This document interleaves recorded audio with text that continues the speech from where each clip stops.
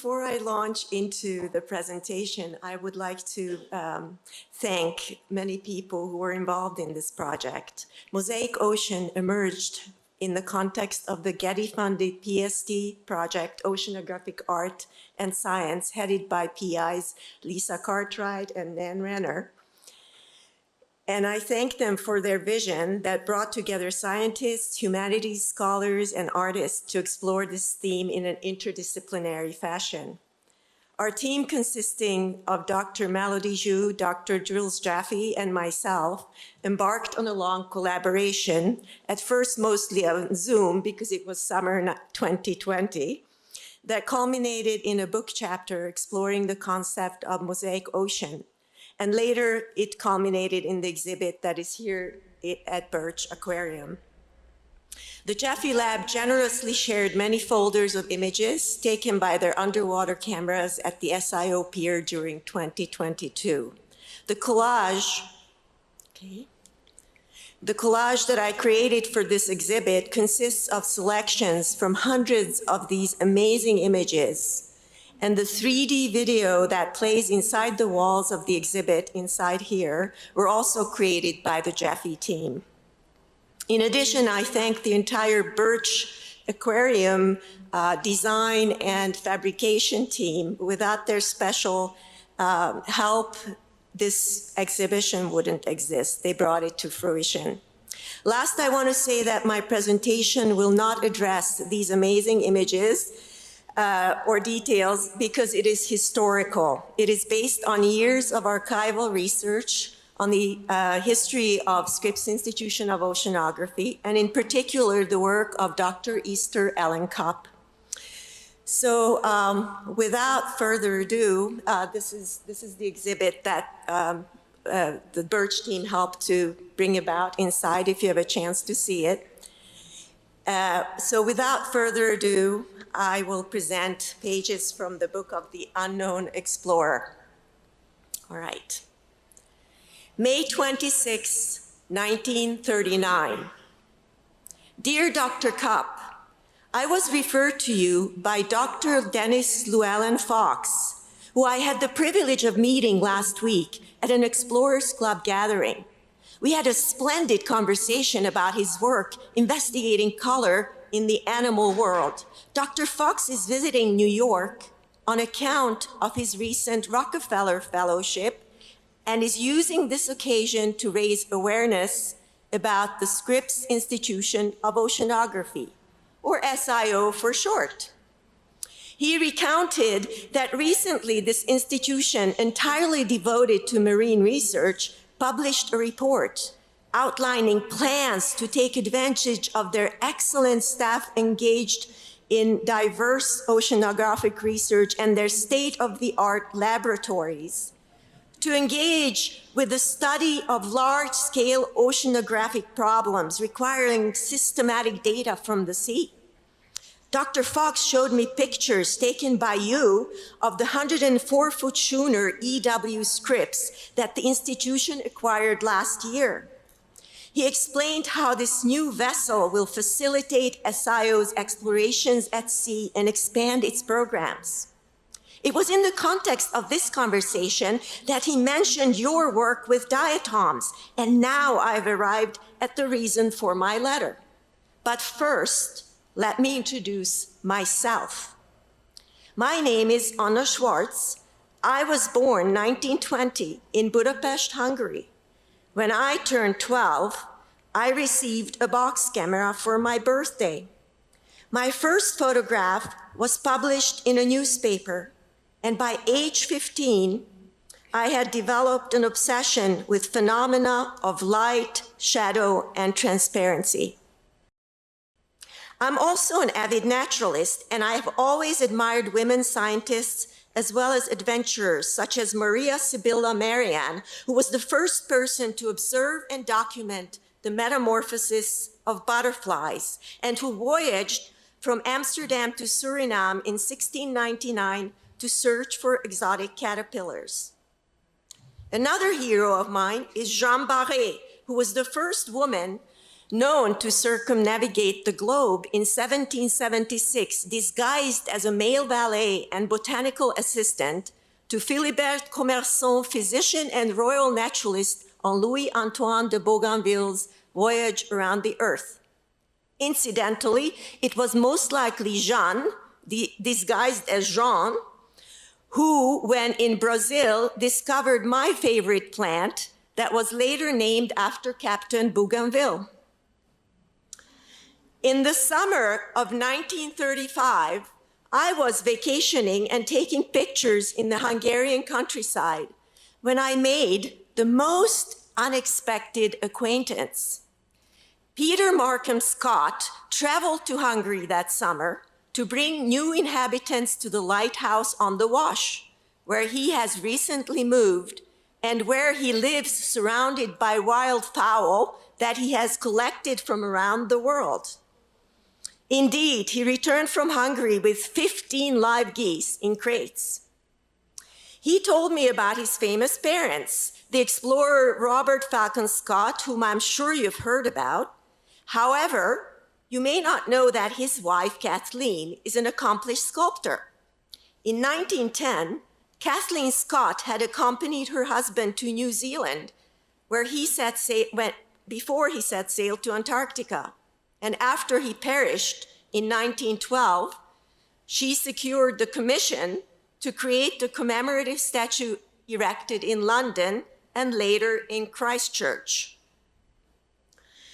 Before I digress too much, what I really need to tell you is that Peter Scott invited me to visit him in England, and to entice me, he told me about the remarkable scientific reports of the HMS Challenger. I'm sure you're already familiar with this first global marine expedition organized and funded by the British Royal Society with the purpose to examine the deep sea floor and answer comprehensive questions about the ocean environment.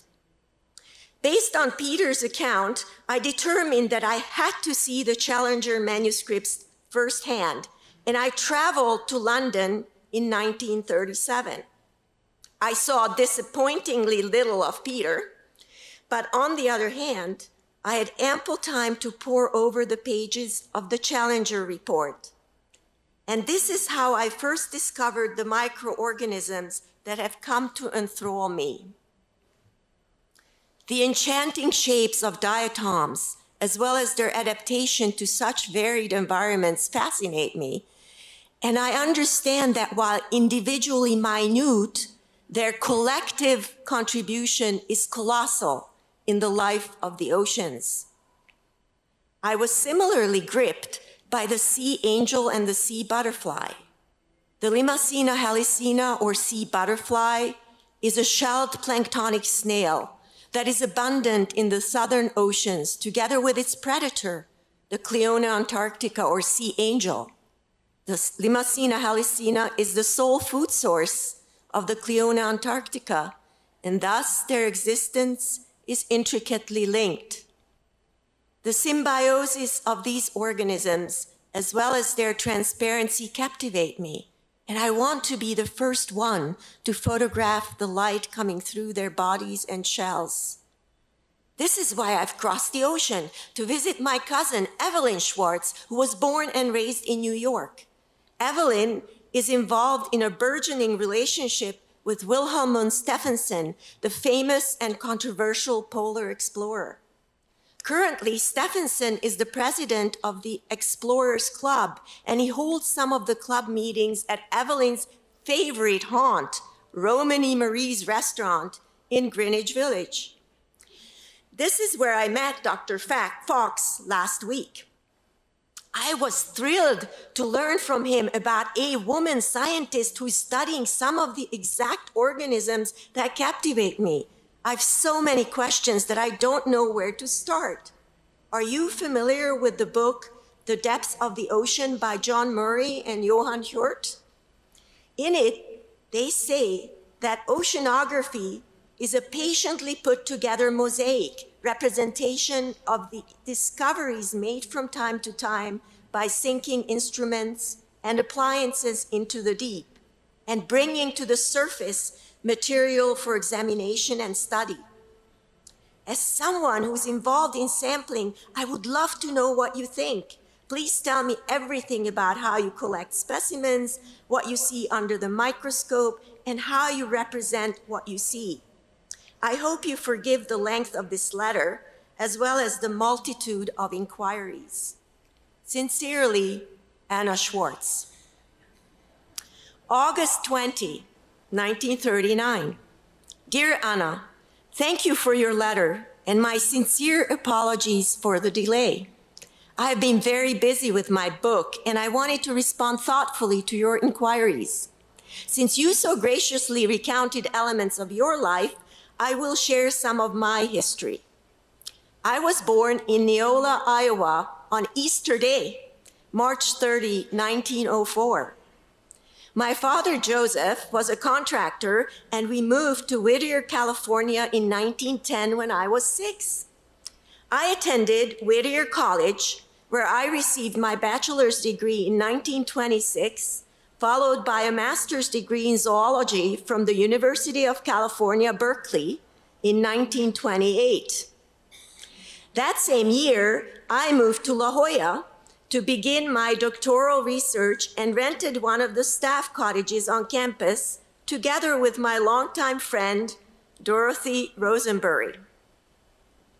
Right away, I began assisting my doctoral advisor, Winfried Emery Allen, with his plankton research.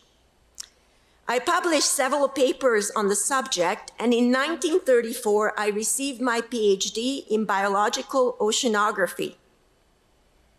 Since then, I have worked as an associate oceanographer and instructor at SIO, where I'm the only woman scientist. The other women work as secretaries and librarians. Currently, I'm completing a comprehensive book on the marine plankton diatoms of the west coast of America. Returning to your letter, I was excited to hear about your acquaintance with Peter Scott. While I was very young in 1912, I've always been fascinated by polar exploration. I had the pleasure of visiting the South Pole ship of Admiral Byrd just a few years ago. On a much smaller scale, our ship, the E.W. Scripps, that Dr. Fox described to you, facilitates exploration far beyond our immediate coast, which is thrilling. Yet, some of our most valuable investigations take place close to home.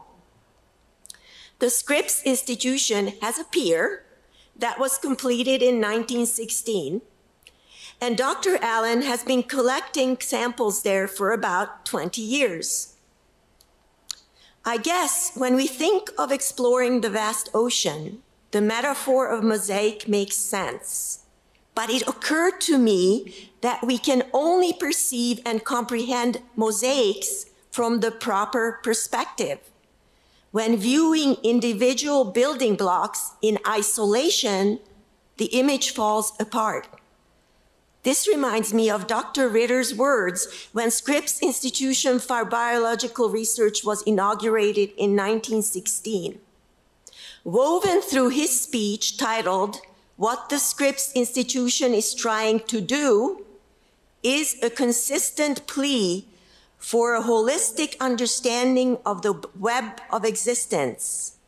He identifies with Alexander von Humboldt, who described the intellectual and emotional impact of nature on humans as equally significant, and he quotes Humboldt, who stated that this impact arises from a presentiment of the order and harmony pervading the whole universe, as also seen in the never-failing unity within the infinite variety of nature.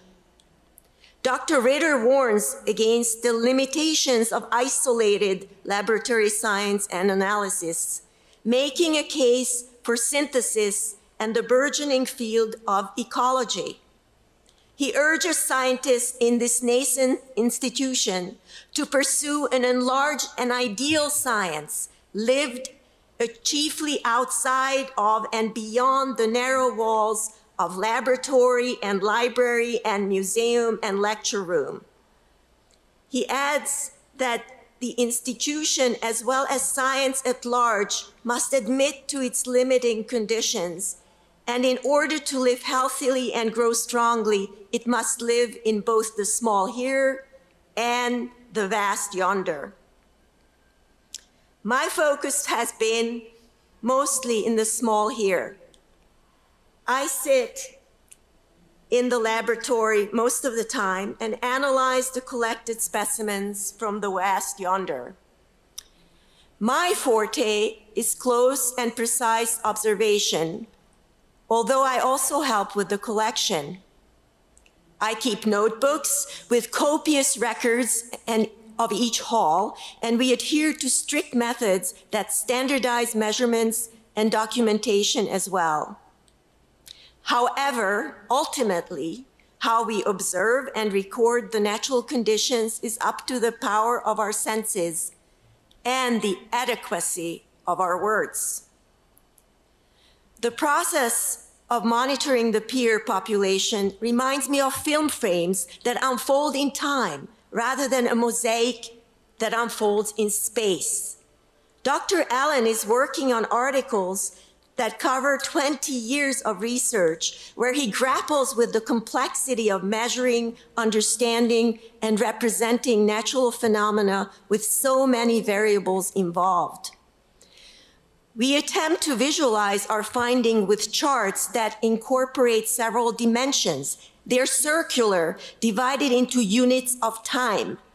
The circles emanating from the center represent ever larger numbers of organisms as they expand outward, and the different kinds of lines that circle around the chart depict different locations. One chart represents the 20-year average catches of armored dinoflagellates at two locations, La Jolla Pier and Port Hueneme, showing an overall trend toward higher abundance of these organisms in the summer. In another chart, we depict the 20-year averages of one single organism to illustrate that its peak abundance occurs at slightly different times at the two different locations measured. In a third chart, we have divided the circle into 20 slots to show the yearly fluctuation of a single organism over 20 years at both locations between 1920 and 1939.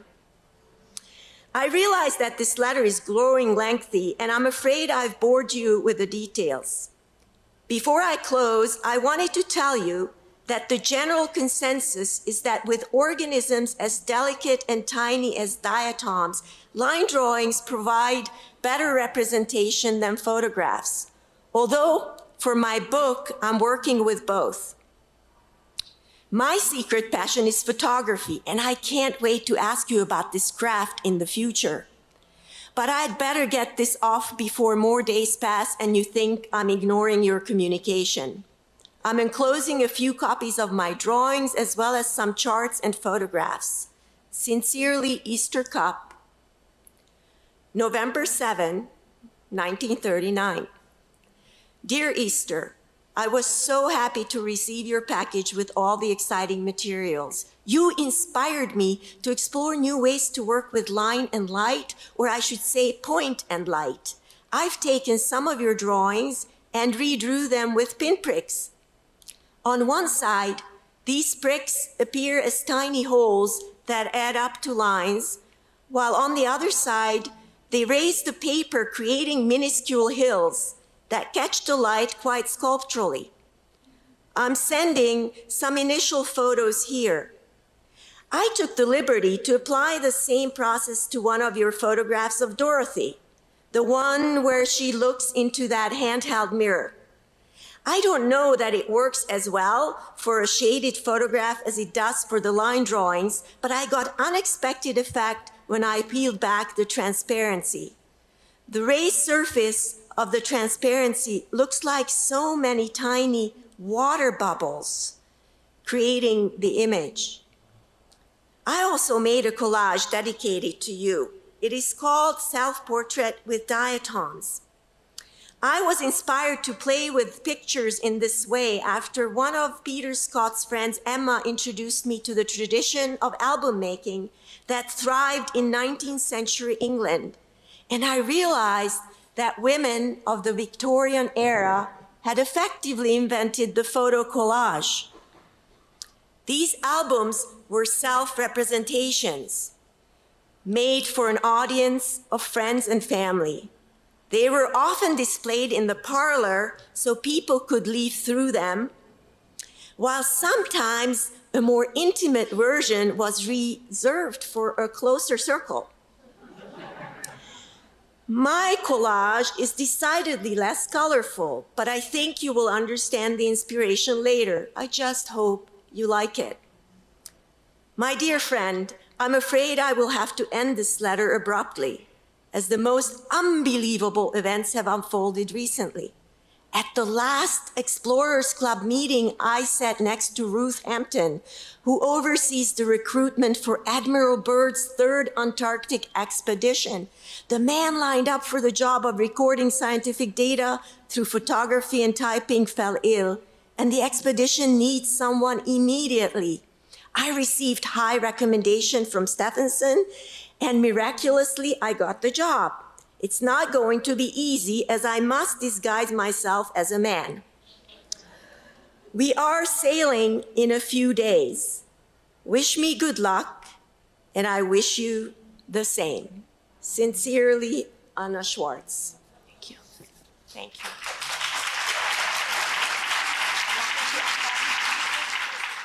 Thank you, Judith. That was wonderful. And it's very hard to follow science with art because I really enjoy art as well.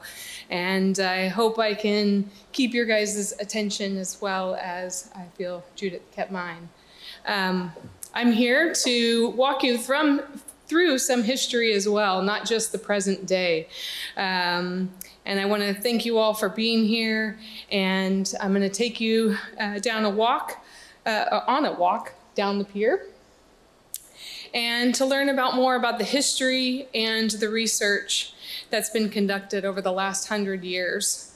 I'll be highlighting the women who have contributed to the 70+ years of this plankton research and observations that have been collected.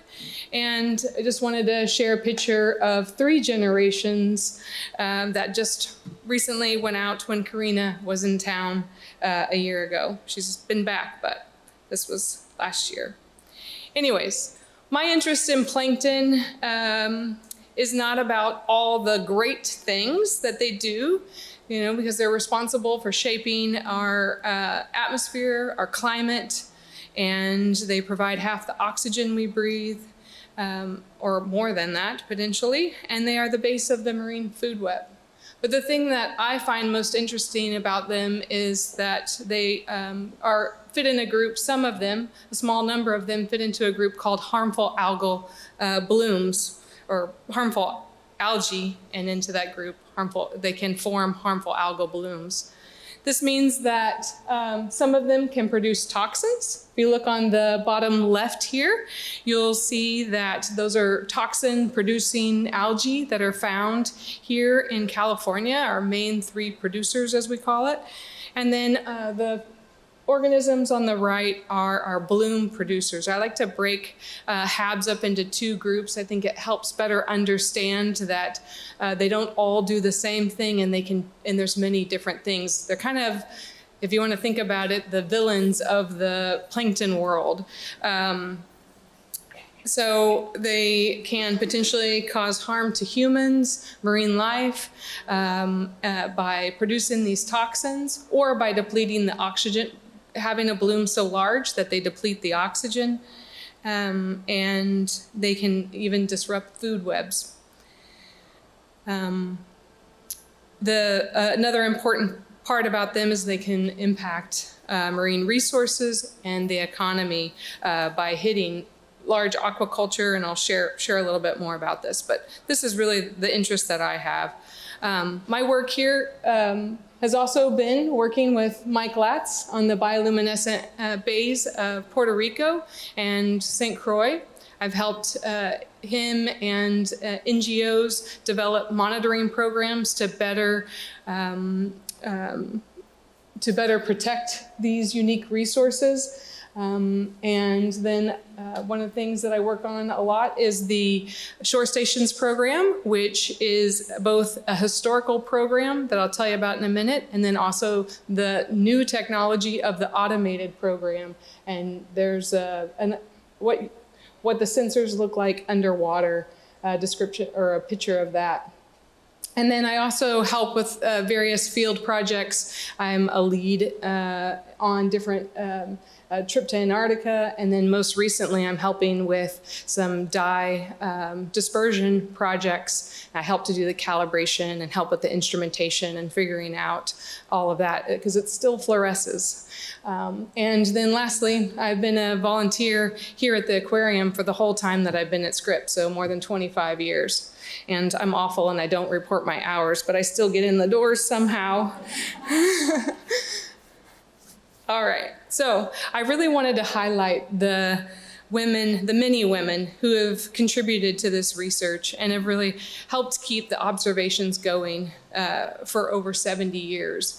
And the top row of these are those that have led before me. Lillian Busa, the woman with the black shirt, is now in Germany, back in Germany, and the head of the German EPA there. Amazing woman, and she's the one that taught me phytoplankton, taxonomy, and started to teach me all of the details, along with Elizabeth Benrick. But Elizabeth Benrick isn't pictured here because she does more offshore work and not pier-based work. The other folks that are pictured here are students and staff that have worked with me throughout the 20 years that I've worked with this program, and it's been really amazing. I've underlined the taxonomists that have actually counted the samples over time, just to narrow the number of people that have worked on it to show that it is a smaller number. However, the daily collection, or not daily, for these samples we collect once or twice per week, and that's really critical as well, the collection of these samples. And if anybody's interested, I have an archive, so keep that in mind. All right. And Judith, you did an amazing job at describing the early days at Scripps, but I wasn't sure how much of that was going to be in here, so I just wanted to share a little bit more. So this is actually what the pier looked like when it was finished. A lot of people think that the wooden pier is the actual pier when it was finished, and it's not. That's the structure that they put in place to be able to start putting the concrete pilings in. I just want to make sure everyone's really clear on that. And this was finished in 1916 and really allowed for researchers to get out and sample and start collecting these observations. And one of the very first observations that they started collecting are the basic parameters, temperature and salinity of the ocean. And this is what makes up the Shore Station program. It's a historical program that collects data at 10 sites along the coast, this being the oldest one, and it's still ongoing. These early days were also guided toward discovery and cataloging of new species and inventing the scientific methods and the instrumentations to conduct this research.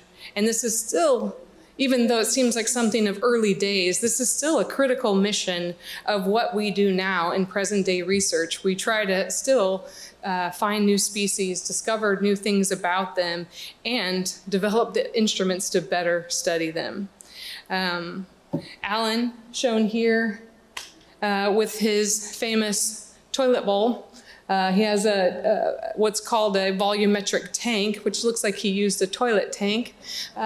Maybe partly why he wasn't quite enamored very much here at Scripps. John McGowan also always referred to him as being in his Sunday golf outfit. That's not just a funny outfit that he had on. He sampled every single day of the week. And so he would come on Sundays and wear his golf outfit to sample. And Roger Revelle, shown here with the Allen Plankton bottle, so that bottle as well looks a lot better, was used to collect water samples at depth. So also, again, a new apparatus that had to be created and made in order to collect and do the research they were interested in. And then Easter Cupp here on the bottom, she started in 1928 and was Allen's first graduate student.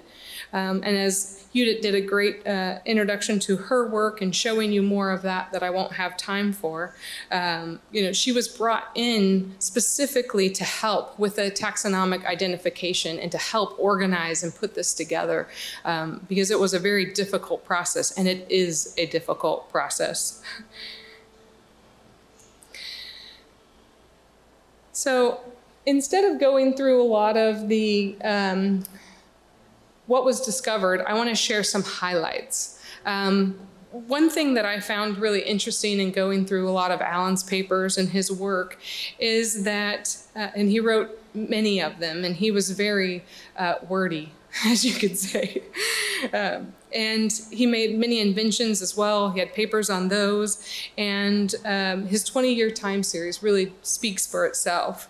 And but one of my favorite quotes from him was, "To those who may have thought of conditions in the ocean as being so nearly uniform that the routine of life must be rather monotonous, it may seem somewhat shocking to know that our records show no 2 years alike in the 20, no 2 months alike, and no 2 weeks alike.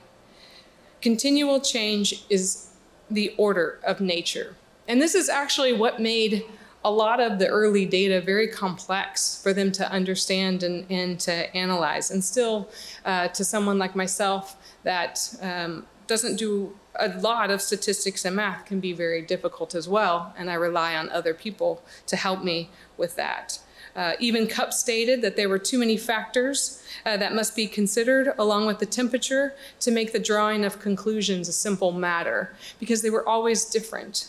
And what I wanted to show you with this satellite image here is this is of chlorophyll concentration along the coast.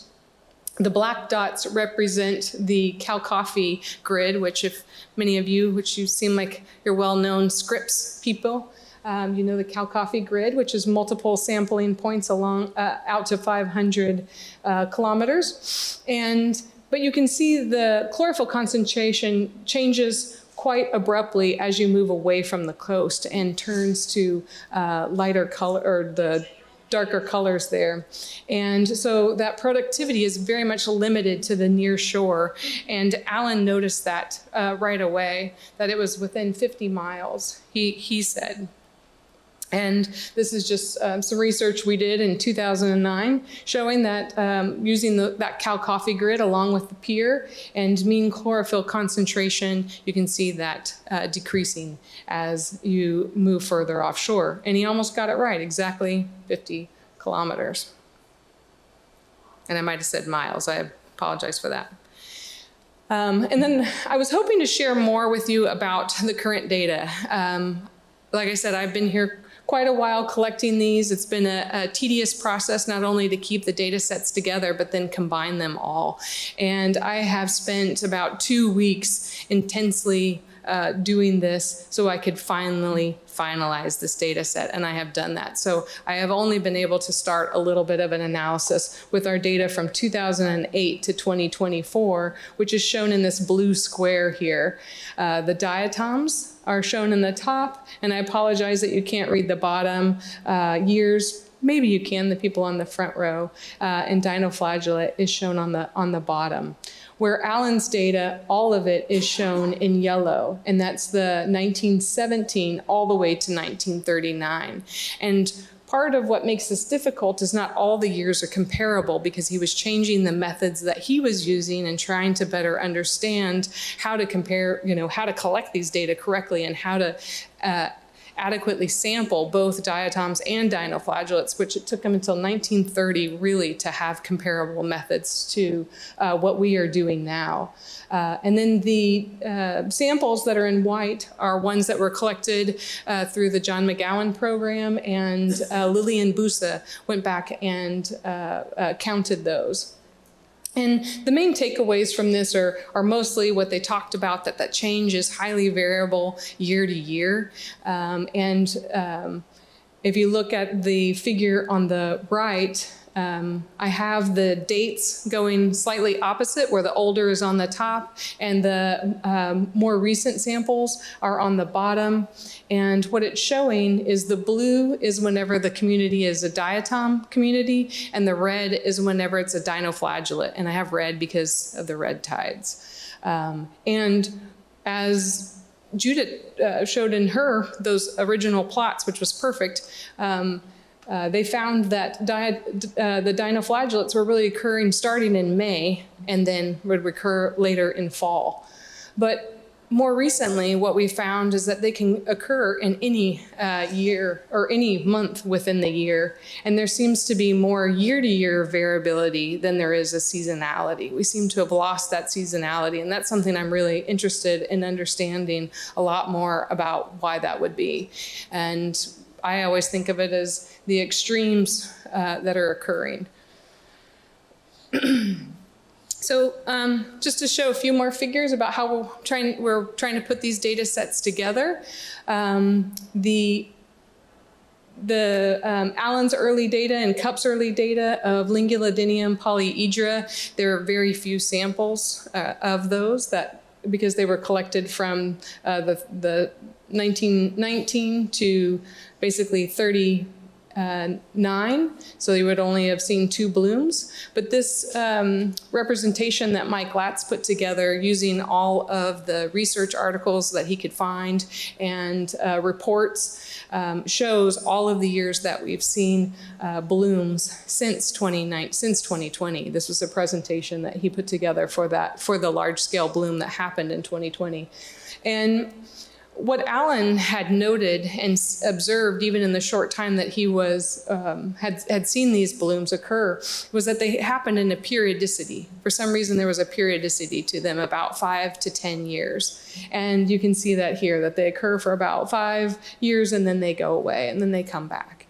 And it's a really interesting fact that we've noted as well. And on the bottom here, you see this is a chlorophyll program that McGowan had set up in 1983. And that chlorophyll program has been collected twice per week. There was a pause in the middle, unfortunately, when funding was lost for that. And what you see is, again, there can be some annual cycle, but there's not always an annual peak in the summer. That in, say, like the years 83 and other years that those aren't there. But you can see these blooms that do occur, and I have a list of the highest blooms that have occurred, except for the 2020 bloom, which was the highest that we've ever recorded, and hopefully will be the highest we will ever record. Most of us were not able to go out to the beach, which was a good thing. We weren't really publicizing that it was like the largest bioluminescent bloom that was happening for the reason because it was happening during COVID. And luckily I was able to be here to sample that and see that. So these are some examples of aerial photos of what water looks like during that red tide. The bottom is from the 2020 bloom, so you see how much more dense and packed it is with Lingulodinium. It was really gross. So what happened was that we ended up having a die-off of fishes and invertebrates and lots of things. Even the aquariums had animals that didn't make it. And that's what led us to think that potentially there was something else there other than the oxygen depletion. Because again, you assume fish can get out of the way. The woman shown here, Eva Turnen, was the chemist that was we were working together during this time period. And she was collecting samples, or we both were collecting samples to study yesotoxin, but she was the one that was putting those together and analyzing them for how much yesotoxin was out there. And what we found is that we were able to detect it, we were able to find it, but it probably wasn't enough to cause harm to the animals. But one thing that was really interesting that we were able to do during this study was also detect it in aerosols. So this is the first time it's ever been detected in the air. So like Carenia brevis, if any of you are familiar with the HAB producer on Florida coast where you're not allowed to go to the beach whenever those blooms are occurring, that's an aerosolized toxin that's out there. And so you can have effects, you can have wheezing and other problems. And when these blooms become really dense, we actually get calls from surfers and different people. And those are what we think are the people that are more sensitive, potentially allergic, because not everyone's allergic to it or sensitive to it. However, it can be a problem if you're exposed to it for a long period of time. End of the story is that it seems that the low oxygen here on the bottom right, two other amazing women here at Scripps, Jen Smith and Sam Clements, that keep the SOARS program going, were able to collect the oxygen data that we were able to show and show that during the peak of the bloom, there, starting around the end of April to the 1st of May, that's really what caused the animals to die, was both the hyperoxygenation and the hypo, so having no oxygen. I'm going to move to a completely different topic and talk about extreme events, being marine heat waves and El Niños, and especially when those are combined, they can be really very extreme. In 2014 and lasting through 2018, you can see here in this diagram, the colored diagram in the middle, this is taken from glider data from Dan Rudnick's group that collects offshore data. This is collected off of line 90. So if you look at the coast of California there and you see the 90, that's where going along the closest to Scripps possible that you see. This is the data that it collects as it's going up and down, and it's all from 10 meters. So it's organized to 10 meters. And it's just showing how intense this heat wave that occurred starting in late 2014. And the blue figure here is showing the long-term shore stations program temperature anomaly along with an index that they have created for El Niños, showing how closely those match. So even though we don't have the highest technology, we still do some amazing stuff just collecting day after day for years and years. So persistence pays. So this is the setup for what was happening. And how the plankton responded, I almost saw it immediately. Within a few months, I was like, where are our plankton? What's going on? There's no plankton in the water. Our chlorophyll, I was wondering if our fluorometer was broken because our fluorometer levels were so low. But what you see here in this table is showing all of our monitoring stations that we have in Southern California, and they're listed on the map there. And you'll see the 5-year mean from 2008 to 2013 versus those warm years and what that percent change is. And I've also got that for cell counts as well. So we saw a drastic reduction in the amount and the biomass of plankton. And this didn't just happen at the coast, it also happened throughout the entire Cal-Coffee domain. You can see here the difference between the red year, which is 2014, versus earlier years where it would be more normal, if you might call it that, versus the north and even the south. And this reduction in phytoplankton went down to about 40 meters, which is a lot as far as the depth. And what's interesting, and I threw this in here to give you again a little more perspective about how different our coast can be and what's happening, and maybe why the news about harmful algae is so complicated and maybe difficult to understand, is exactly the opposite thing was happening in the Pacific Northwest. So everything north of the Southern California Bight, I really wish I had a pointer, should have brought one. Anyways, but the Southern California Bight is that area where San Diego, Los Angeles, oh, perfect. Let's see if I can operate this now. No, I can't. Not a big deal. Anyways, you guys know where the Southern California Bight is, San Diego and Los Angeles, the white part down there, where everything north of in the Pacific Northwest was seeing the exact opposite of us. They weren't having decreased plankton, they were having blooms of pseudonychia, these very large-scale blooms that were causing massive die-offs of whales, sea lions, dolphins, major stranding efforts. And then they even had a closure of the Dungeness crab fishery. It was that bad. So again, just to put it into perspective, things don't happen. They happen on these very small scales with plankton. So to move on to some of the new technologies, I wanted to share with you our most fun toy that we have, which is a pier camera. This was donated to us by Deep Sea,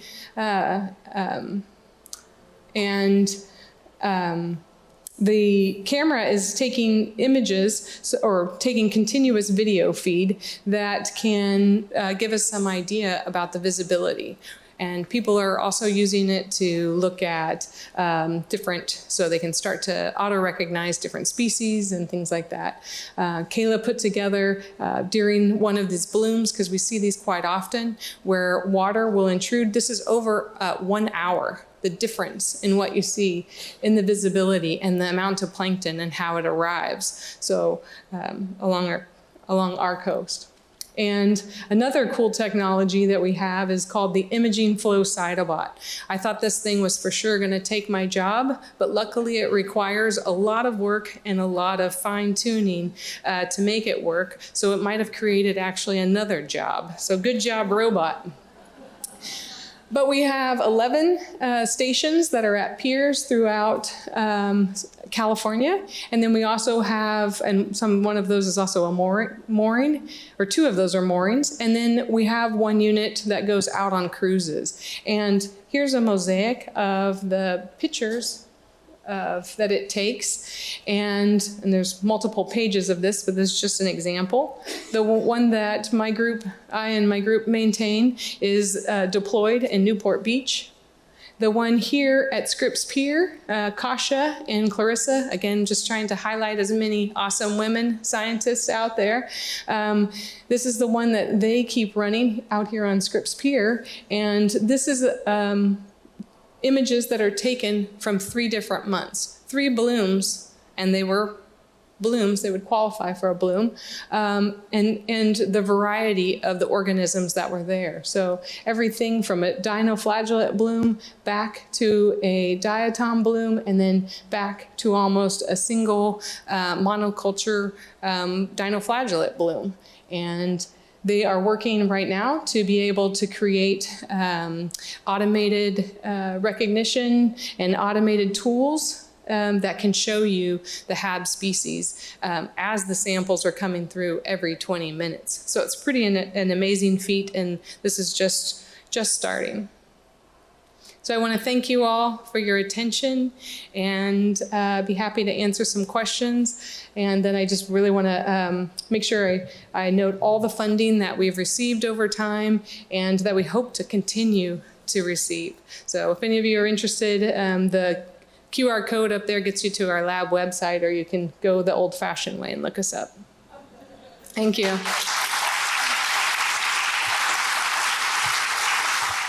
Because we have a glimpse into what both of you focus on, can you talk a little bit about the collaborative process? Go ahead. Well, I had the pleasure of accompanying Melissa on the pier a little while back. It was amazing, actually twice, because once we went together and then once we went with a filmmaker. And it's an amazing setup. And actually, Alan's time scale is on there on those walls, right? Those posters, yeah, short temperature and salinity, which I was amazed to see also. But just the whole setup, how you look down into the ocean and take the samples that you do every week, right? Or more than almost. Yeah, so we there's two programs, and it gets really confusing for most people, is that there's a daily temperature salinity time series, and the aquarists are actually the ones that keep that going now. And then there's the weekly and 2 times per week sampling that we do for harmful algae and for phytoplankton. And so what Alan ended up doing after the 30s was ended up realizing that he would take a little bit, an aliquot of each day sample and put that together to create his week sample. We unfortunately haven't done that. We just collect one day as the representative. But Judit and I started working together through just this program. As someone that did active research, I also worked with Jules, helping him to get that initial plankton camera in the water. He tested it on our gear down at the pier, and then also John McGowan and I helped Jules really determine how to set those cameras up to be able to know. He wanted to just create one. You know, everyone always wants to make it as cheap as possible, but it was necessary for him to have 2. One that could focus on the microplankton and one that could focus on the nanoplankton, so like the zooplankton, the larger organisms. And since I was one of the few people that were still around from his lab that could show, or that had worked with Jules and could show Judith the sampling that we do, we got connected that way. And it's been really amazing, and hopefully we'll get to work together on more projects. But I think it was just, you know, the subject that brought us, our topics together. And thank you all for coming. I hope to see you next month.